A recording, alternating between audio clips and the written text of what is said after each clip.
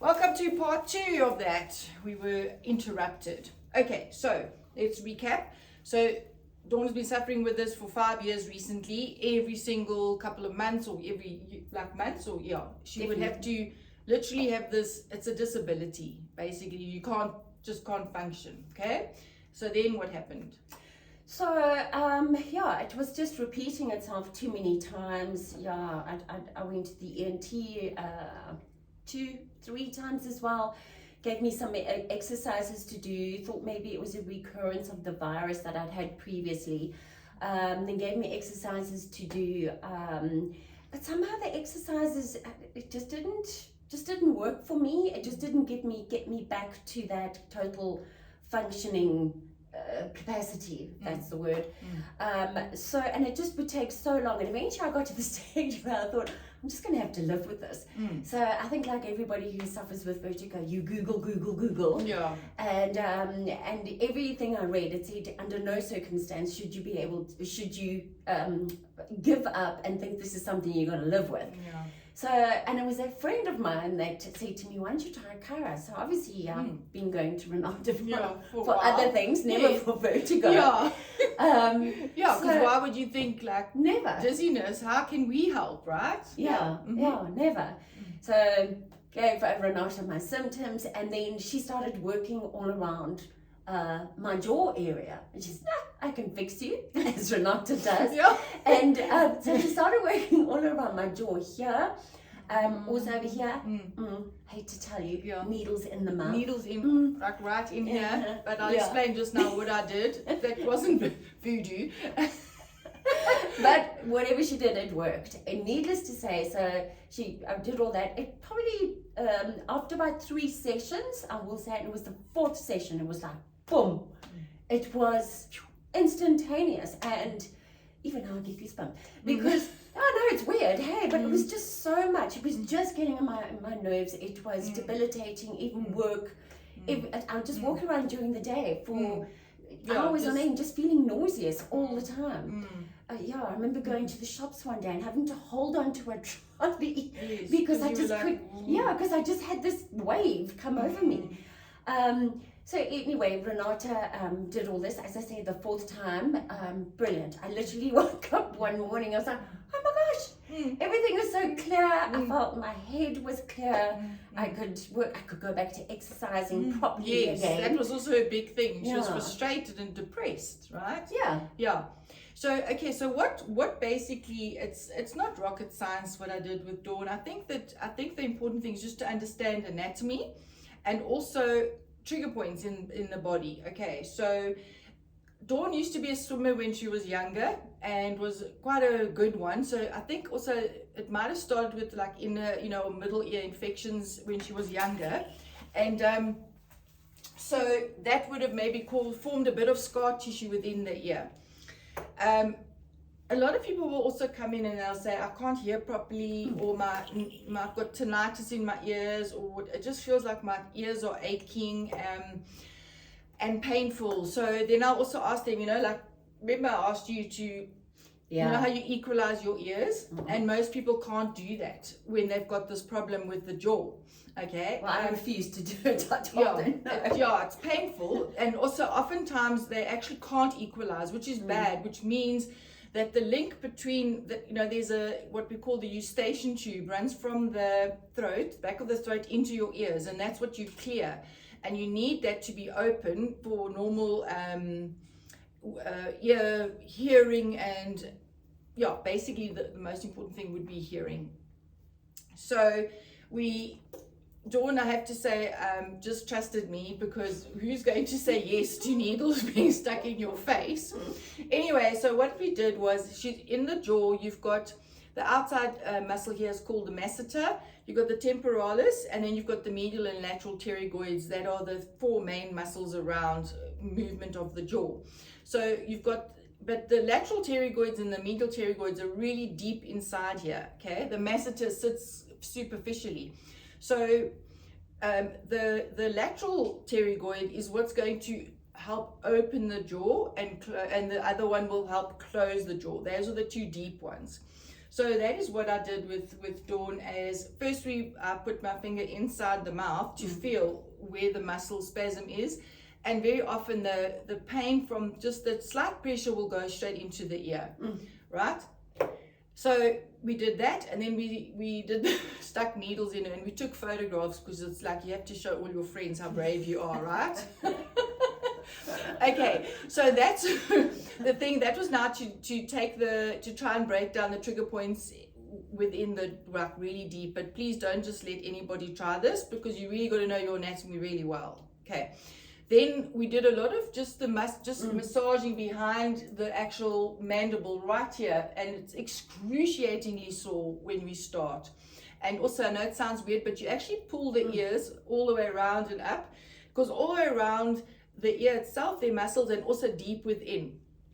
So the tympanic membrane is what vibrates, and then sound goes through that, and it vibrates, and then it goes into your brain, and then you can hear.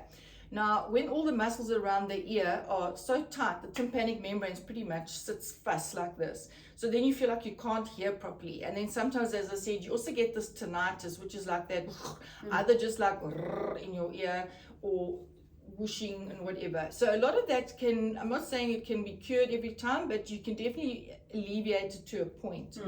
Also, we worked on her other trigger points, like, these, and also like trigger points in the top of your eyebrow, sort of on your eyebrow here. Even stuck my fingers into her eyeballs over here, but there's a muscle on the two muscles on the inside. So you must know how my patients just are fabulous. They just give me free rein, right? Then of course also her upper cervicals, we adjusted those, and then you work all the muscles at the back of the head as well, because think of it like dominoes. When one thing's a problem, it's going to cause the next one and the next one. Eventually your whole head's like in a vice, and you feel like you've got brain fog. Okay, so yeah, what would you, also another thing, a lot of children actually suffer from this, and it's underdiagnosed completely, because kids will come in with, she's had children, I escaped that part. So then children often have lots of earache and have grommets put in and out. And a lot of the times, if they just go and see a dentist, if this could be the problem, they have these sort of retainers made, which you put on your bottom jaw and you sleep with it at night. Or you can get like a smaller little okie made like that, which you put on your upper jaw, which you can wear during the day. It just decompresses the jaw so that the ears can actually open up again. Yeah, I think I've quick, and that, okay, so basically just looking at old Fred here, we'll call him Fred today. Oh, he just lost his tooth. Oh no, Fred's tooth fell out. Okay. It was nice. Let's call him Fred, I don't know, Fred the tooth.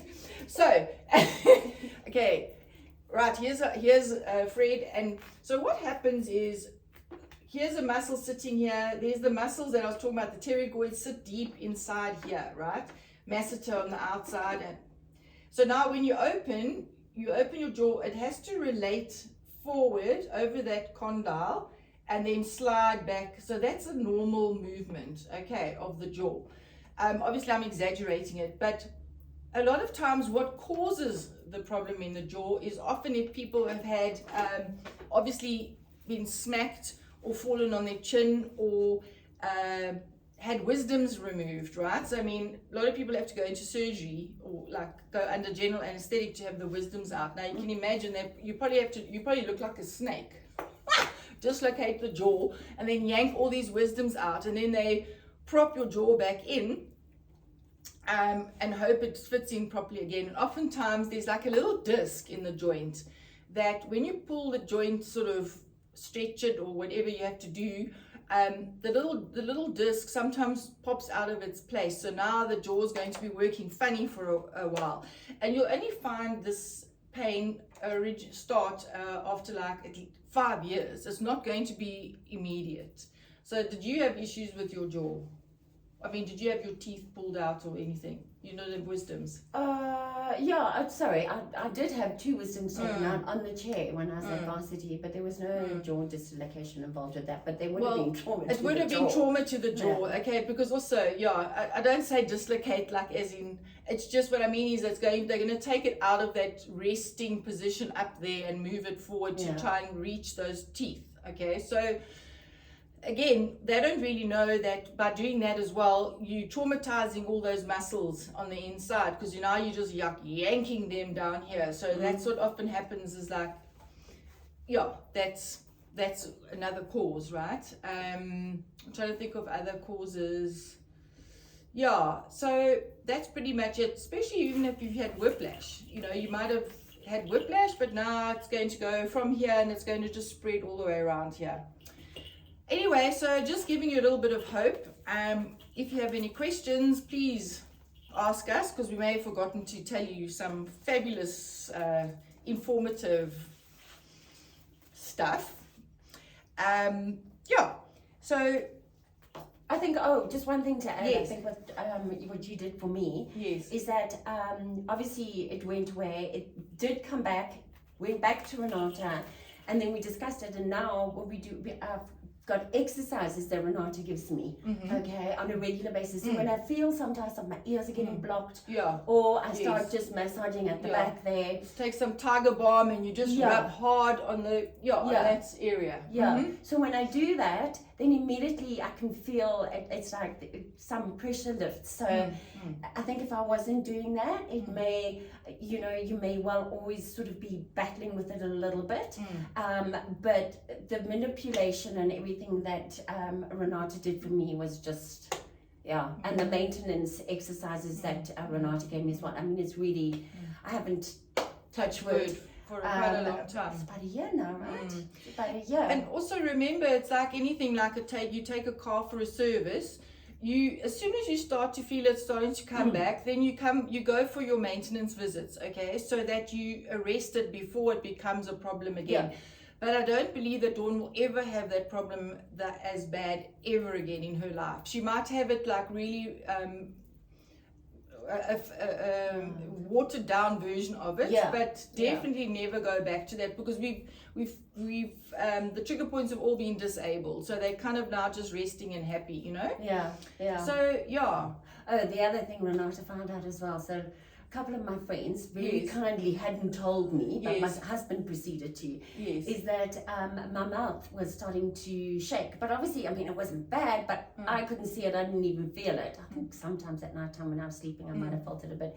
Anyway, needless to say, there's a nerve that goes in here, right? Yes. Right over here. Yes. There's a nerve that goes in there, and that was causing the muscle to go like this, kind of. Felt like I was coming down with some major disease or something. Anyway, so Renata also found that out at the same time when she was doing all the work for the vertigo, and that's also been amazing. Again, another maintenance exercise and to do regularly. You just have to rub it hard, right? And then it's like stimulating that nerve to like calm down.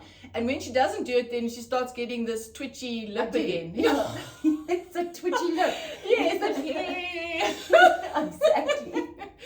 So there's lots of weird things that you can like just do for yourself, and So thank you so much. I appreciate your time. Pleasure. And yes, for being my little guinea pig. I appreciate it. And we'll see you soon with the next bit of useful information. Thanks. Bye. Bye.